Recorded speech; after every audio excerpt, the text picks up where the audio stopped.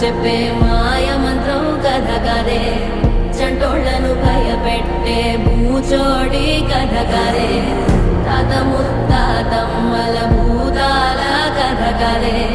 విక్రమాదిత్యుడు చెప్పిన వేదాళుడి కథ కదే దీపము నుండి దెయ్యం వచ్చే అల్లావుద్దీన్ కథ కాదే ఇది ముడత చర్మం ముసలి చెప్పే కథ లాంటి నిజమేలే